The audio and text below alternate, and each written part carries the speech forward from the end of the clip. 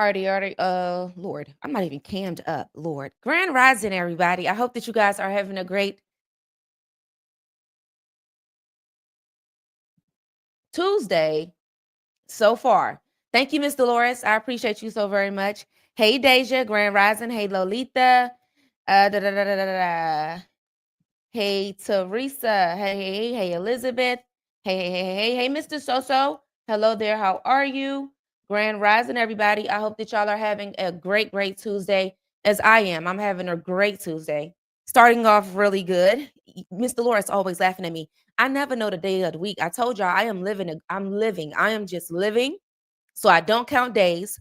I don't count hours. I just live, I'm just living in pure divine awakening. Hey, Peshe. I never say her name right. Peshia. Peshia. Hello there. Grand Rising. Alrighty, guys. Another day, another Diddy. Done did it. Diddy done it. Diddy do it. Okay. Took a break from Diddy yesterday on the YouTube side of things, and now we're back. Diddy. Okay. It's gonna be a lot of Diddy going on around here.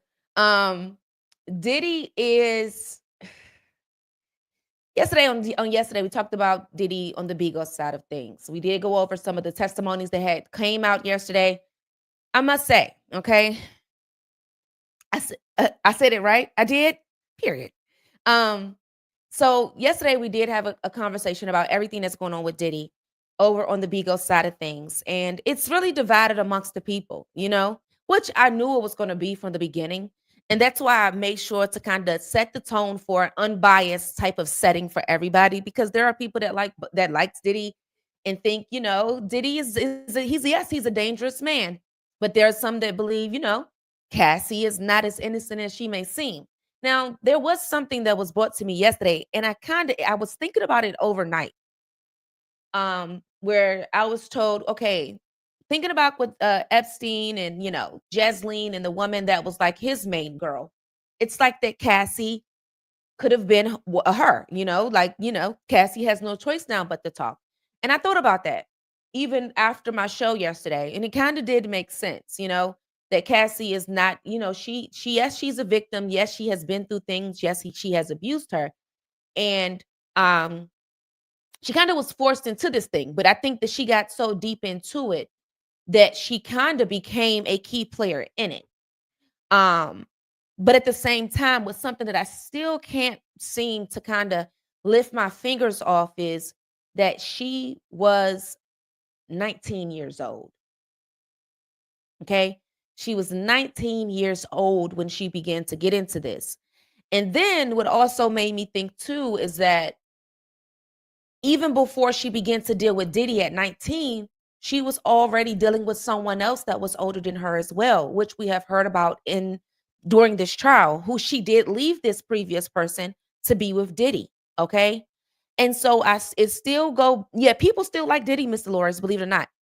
I still cannot take away from the fact of looking at her as a young girl who was very moldable, very young, very vulnerable, to be able to be forced into this fast lane of Diddy and the things in which he had got into and the things that he was part of.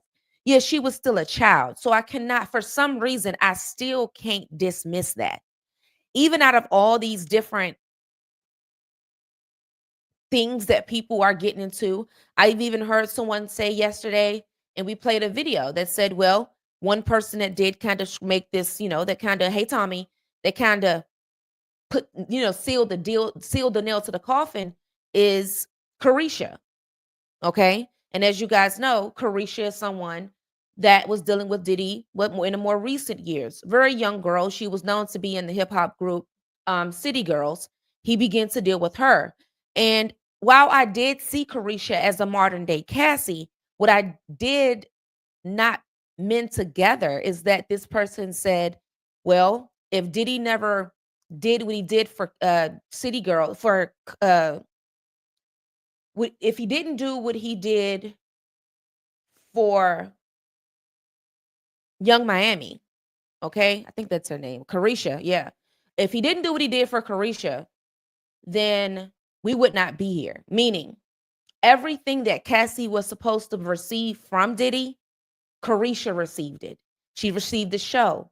She received the popularity. She received the money.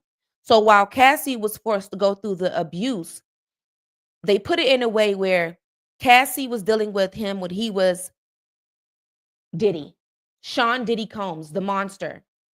But when it came to Carisha, she was with him when he was in his era of brother love, when he began to try to clean up his persona, when he began to try to treat his talent right, when he began to, try to rebrand himself a little bit. And so they put it in a way where this could have been a thing where Cassie just felt like, there's no way that I'm going to see another woman eat off the work in which I've laid down, especially the things in which she feels like she's supposed to have. Basically, no one can piss a man's ex off better than his current woman, type of thing. And I'm looking at all these different sides of this perspective of Cassie and Diddy, and the role in which Cassie played and the role in which Diddy played, and I'm looking at all of this, and I'm still coming to one foundation. And that foundation, regardless if it's in the era of Diddy, Sean Combs, or Brother Love, Diddy still had some monstrous ways about himself. And what I did see in yesterday's testimonies, which the witnesses from yesterday were able to piece together the domestic violence aspect. And as I've been saying this entire time, she was putting in that work the real books, right? So what I've been saying in this entire time, we're not here to see, was Diddy a monster in domestic violence? We know that. We're not here to see if Diddy was a sexual demon. We know this already. Like, we know that Diddy is a sexual demon. We know that Diddy is a domestic violence abuser. We know that. The thing that I'm really trying to get an understanding of, and I think many people are trying to get an understanding of, is the trafficking and the things of the thing, the coercion, the RICO. I'm trying to really get an understanding of the RICO. That's really what I'm trying to see. And I think that that's what a lot of Diddy supporters are waiting to see too. Like, they're really wanting to see where we're going to go at with this whole trafficking and RICO aspect, which I definitely do understand. But we also have to remember that we're in the very early stages of this trial. This could literally be the character buildup for us to see the monster behind the dances in the videos. This could literally let the jury know this is what this person is capable of. This person is capable of threats. This person is capable of domestic violence. This person is capable of drug use and getting high and getting abusive. This person is capable of those things. You get what I'm saying? I think Cassie was chosen for one purpose only. She was never supposed to go no further than what she was doing. Did she go further? No. Once she left Diddy, she was done. She was finished. We haven't gotten anything. Hey, OG, we haven't gotten anything from Cassie. We haven't gotten music from Cassie. We haven't seen Cassie do no acting, or we haven't really seen Cassie do anything. Cassie, from what we see now, was what she was to Diddy, his fun girl. And he used her for just that at a very moldable, youthful age. And here we are. You know what I mean?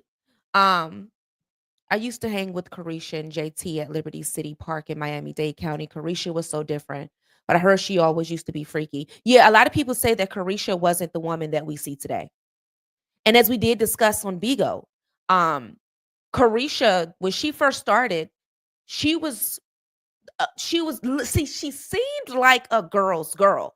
She seemed like the typical young, youthful girl in the hip hop industry. But it seemed that when she got with Diddy, she began to take on a whole nother different persona. And being honest, she kind of allowed us to see how Diddy changed her too. She began to do interviews about how she liked it to be urinated on. She began to, exactly. She began to become a mean girl. She began to go against other women that she actually she came up with them. She's not the girl that she walked into this industry with once Diddy got a hold of her. I think that he built her up so much to where she kind of forgot who she was. And I think she also forgot there were people that knew who the real Carisha was as well. She began to um let us know how spoiled she was by him. She began to show the gifts. She began to show the money. She began to let us see how he has shifted gears for her. And just imagine being Cassie looking on the sidelines. Just imagine how she felt to see that it was a more youthful version of herself. Okay? Way more youthful version. So I definitely get all aspects of people's perception, and I've heard almost every aspect of it. I believe that I have from both sides, from people that support Cassie and want to see her get justice, which I do feel that she deserves some form of justice. But I also is one that feel that at some point Cassie was able to make a decision, and I'm gonna give you an example. When she decided to get on FaceTime with her husband and partake in her normal activities with Diddy, it was at that stage that she's had already been beat. She had already been battered. She's already been drugged. She's already walked away. And it was at that point that she knew that those actions were no more.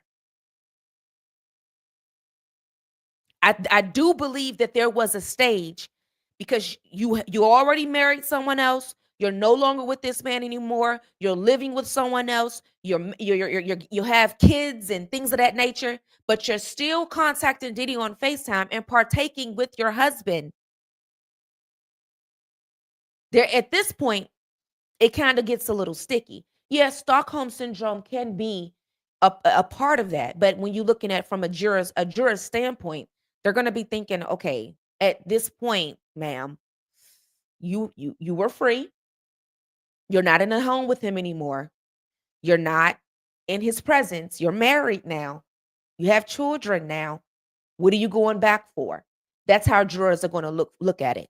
And then now what you're doing is you're pulling your husband into this, just like you pulled escorts into this. Because let's not forget, the escort did admit that Cassie was one of the people that paid him, as well as Cassie asking Diddy's for these parties and asking for specific escorts.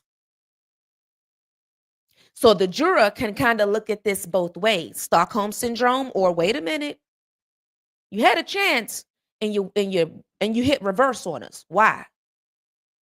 And you're an adult now. You're no longer 19. You've already got the signs from your friends that he's abusive. Your friends has already told you to leave. You know, I believe, like it's just one of those things. So I definitely understand all aspects. Her husband was Diddy's victim before she was. He could be considered that. He could be. Alrighty, y'all. So yesterday, you have the testimony that happened with Don Richards. Okay. Now, Don Richards was one of the singers in one of his groups in which he had back in the day. You guys seen her on a lot of the reality television shows that came out back on MTV. Okay. So Richard had testified that she did witness um Diddy punching her, choking her, talking about Cassie, basically saying that she did see him punch her, choke her, drag her, and slap her in the mouth. He did, and she did see him punch, as well as now when it comes to her testimony, they did say that there was some inconsistencies there, and she did describe the 2009 incident where Combs had allegedly tried to hit Ventura with a skillet that while they were cooking eggs. So she says that Cassie had ducked and curled into a fetal position, and that he dragged her by her hair. So Richard also says that the very next day, Combs had then warned her and another artist that it is in their best interest not to talk about it. Okay? Because she says that he made a statement that basically saying, um, he says, where I come from, people go missing. Okay. Now, this is one of the statements that has been questioned by the defense, because the defense said that she never mentioned this previously in some instances. Like her story kind of has changed. I think they said about 3 times Dawn's story has changed. So she also testified in a separate 2010 assault at a celebrity dinner where he punched her in the stomach. She bent over and he told her to leave. No one intervened. Usher, Neo, Jimmy Iovine were all there, but no one stopped him. Okay. So afterward in the car, he grabbed her by the neck, slapped her in the mouth, and he told her to shut up. Richard also added that Cassie had wore makeup and sunglasses as well as long sleeves to cover up the bruises. Now, she did testify that other women, including Dawn, Dawn and another woman, had decided to kind of like wear glasses with Cassidy in solidarity for the domestic violence so that she wouldn't feel like she's the only one that has to cover up these scars and abuse. Now, yesterday, what the prosecutors did do is they released, or the investigators, they did release the evidence to show the bruises and the marks on Cassie's body. Now, in these pictures, you were able to see bruises that were on Cassie's back, as well as a mark that she had. This is the mark that she said that she had to get surgery for over her eyebrow, which that eyebrow scar is the same scar that we've seen her with the short haircut and the bang going over her eye. She was attempting to cover up that said mark. Okay. Now, it is confirmed, and Dawn did confirm that Combs had frequently used weed, cocaine, and ketamine, and that was delivered by a man at the one stop. Okay. And as you guys know, they said that Diddy always had drugs and fanny packs. They said that he would carry, you know, all types of drugs with him throughout his comings and goings state by state. Okay. Now, in their cross examination, the defense, when it comes to Dawn, the defense did question the inconsistencies in her testimony. They say, you previously said that you didn't see cocaine use. Today you did. Richard says, yes, I remember more over time. So the defense attorney also says, you feel that Combs had ruined your career. Richard says, yes, he dismantled both Danny Kane and Dirty Money. The defense also alleged that Richard had changed her story in 2024 in a demand letter.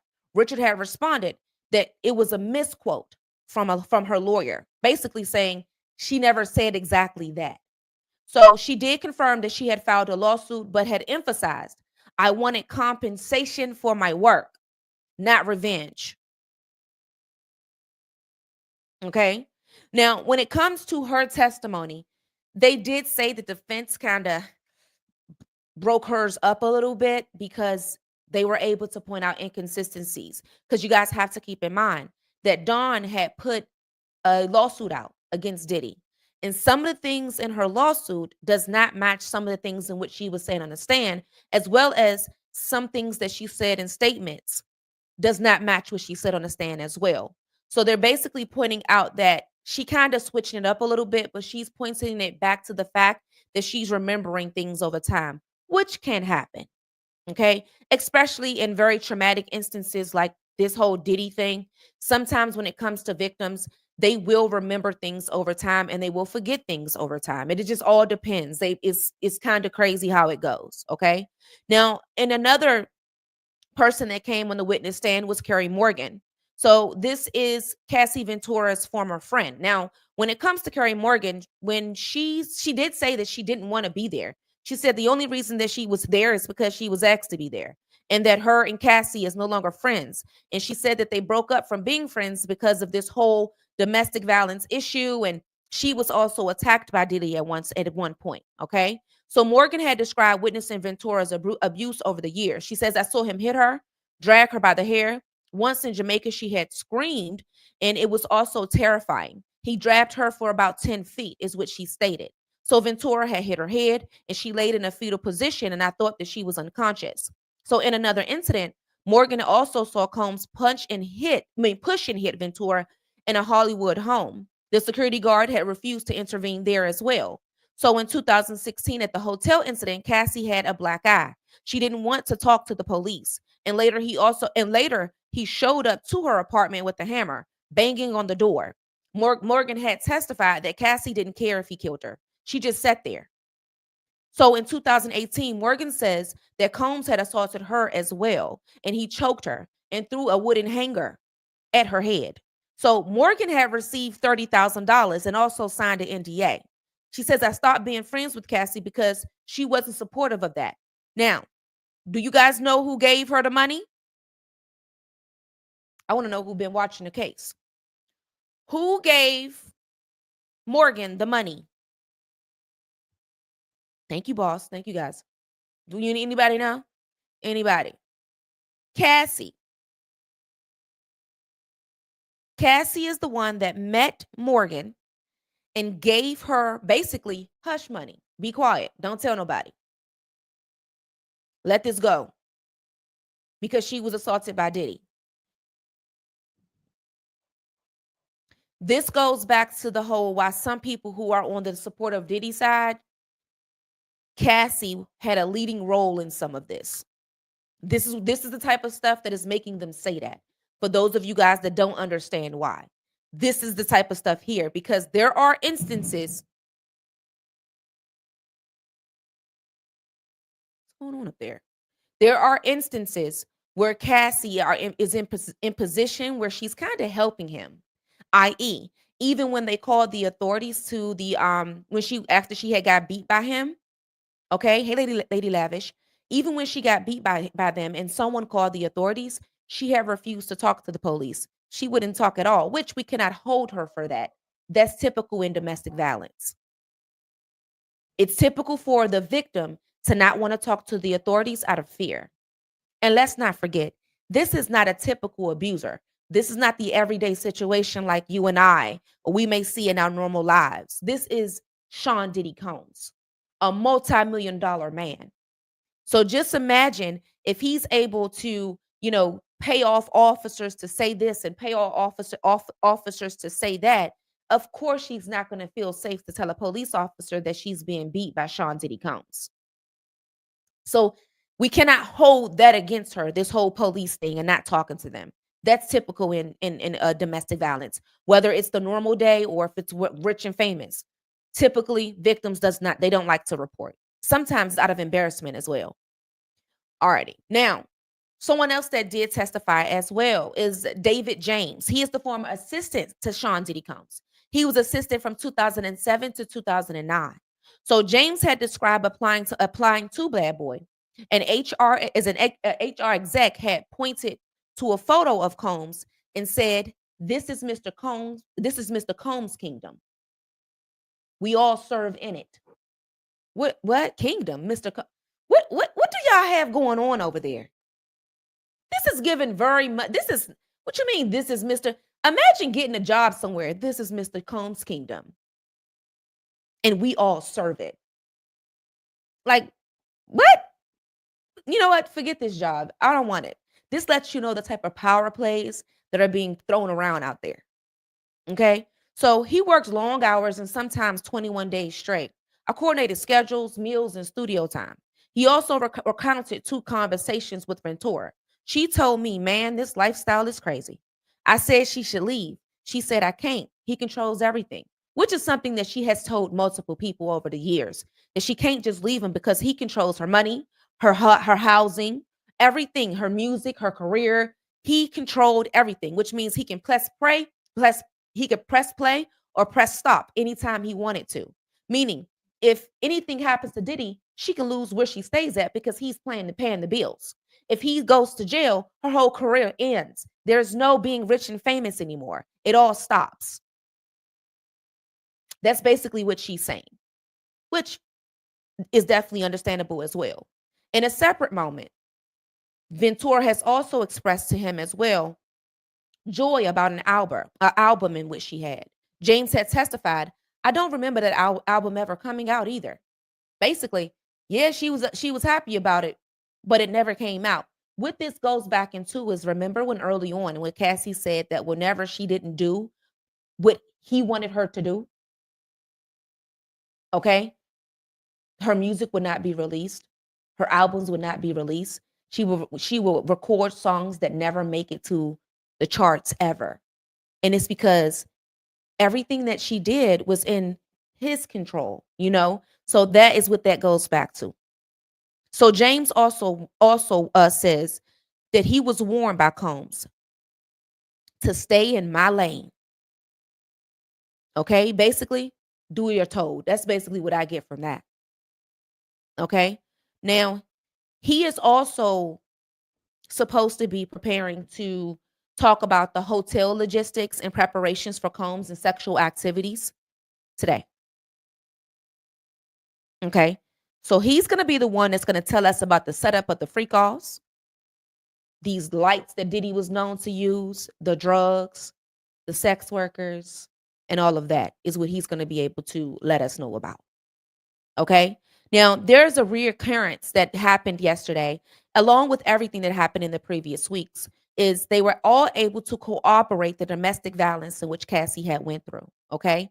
From the skillet incident in 2009 to the restaurant incident to the various dates of pattern and abuse to the Jamaica 2013 incident Kerry Morgan had described hearing Ventura scream and then seeing Combs dragged by her hair. Ventura had hit her head and curled up in the fetal position to a hotel attack in 2016 to 2018 where Kerry Morgan was then assaulted, and then the earlier years as well with David James. So Combs' former assistant had described a high controlled environment. James had testified I was that he was told by Cassie she can't get out.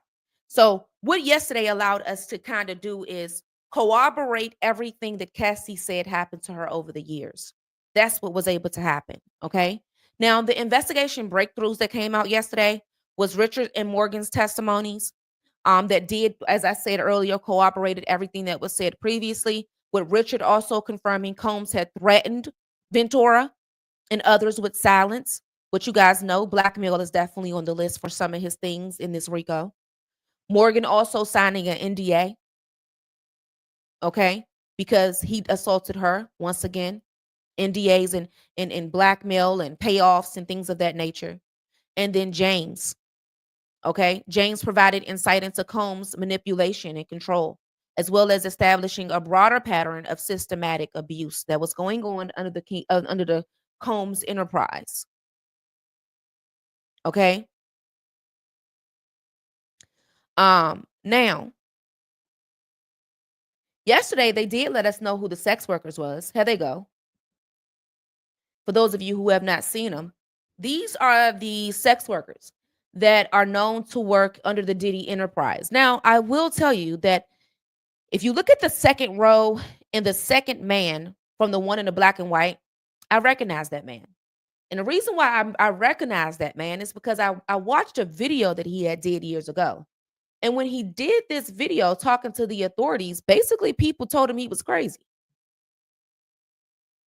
because he was in a psych unit, mentally insane, saying that he was drugged at a Diddy party. Okay. And he was telling everyone about, well, it was a recorded video with the authorities, and he was letting them know about all the craziness that went on with Diddy. Now, when this man had first spoken out, no one took this man seriously. And they just looked at him as a psych patient. Also, yesterday, what happened was they did release some of the evidence. Okay. You have the baby oil. You have $9,000 that was found at the hotel, as well as the ketamine and some pills, baby oils and liquor. You also they showed us the light in which Diddy uses. And apparently, this, as well as a drive to keep all these videos. So apparently, Diddy uses a light, and this light apparently changes to a certain color during recordings and things of that nature. Um, and yeah, that is something that he's known to do. And all this stuff was actually found in the hotel when he was taken into custody. Now, and if all this stuff is found in the hotel when Diddy is taken into custody, Diddy, you're literally traveling with handheld sizes of baby oil, portable lights. You really need to go to sex. You need a sex therapy.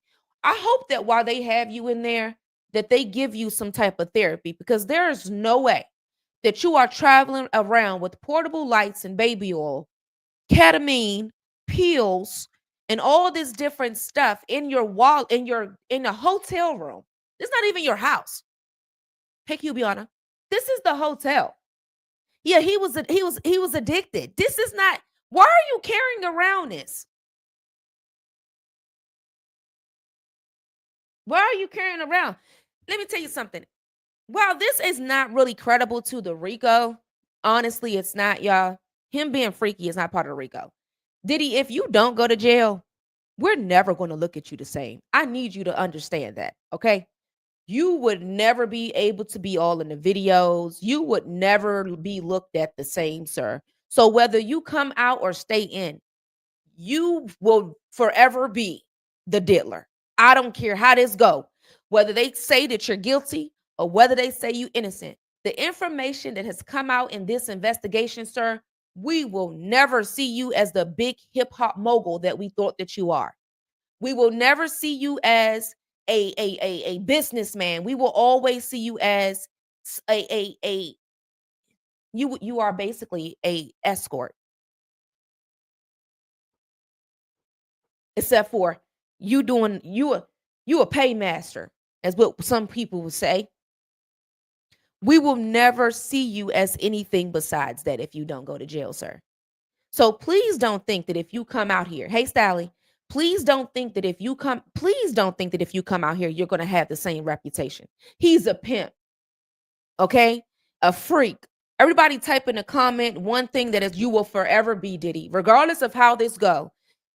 YouTube side, Bigo side, please type one thing that Diddy will forever be, whether he's guilty or innocent. Okay? Whether you're against Diddy or for Diddy, you'll always be many, many things. Okay, Mr. Take that. Okay, perverted soul.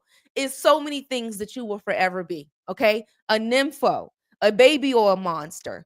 Okay, an abuser, a woman beater, a freak, no Diddy, a cornball. Okay, bad boy, a 69 god. Okay, you will forever be these things from the people.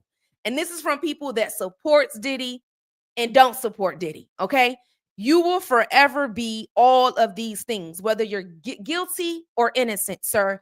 Forever. We will never look at you the same. And that's just the reality of it all. The oiler, the baby oil monster. You will forever be these things, sir, regardless. So that's that. Now, when you go over the things that will come from the whole Diddy, the whole Diddy thing and how these testimonies can assist, okay? So when it comes to Don Richards, the prosecution and defense. So when it comes to helping the prosecution, Don Richards' testimony did corroborate the physical abuse. It did support the prosecution's theme of controlling threats. It did support the independent witnessing when it comes to her role as a third party in the former bad boy artist, basically Don. And then it can help the defense because there was inconsistent statements from Don, the civil lawsuit and career grievances as well. And then the timeline discrepancies from her testimony can also help the defense. Now, when it comes to Kerry Morgan, his testimony helps the prosecution by being a direct witness to the abuse. It also establishes a pattern of control. It also helps when it comes to the hush money and his own victimization of control that he had to deal with by working with Diddy. I mean, that she had to deal with by working with Diddy. Okay. And then it can help the defense because the lack of law enforcement reporting that happened when it came to her being assaulted, she was able to freely leave. She was not Diddy's Cassie. Okay. So the moment that she walked away from this whole Diddy situation, she could have called 911 and pressed charges. She didn't do so. Why? Because she received $30,000. So when it comes to the jury, the question is going to be, are you a victim? Do you want justice or do you want money? That's how they're going to look at that. Okay.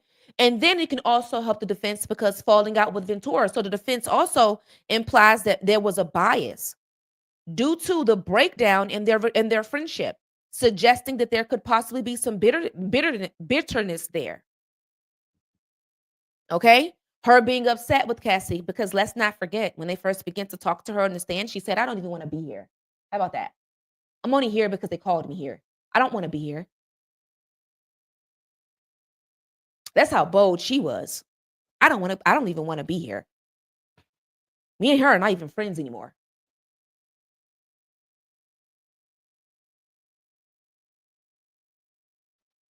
Yeah, he used money. Yeah, it's controlled too. Yeah.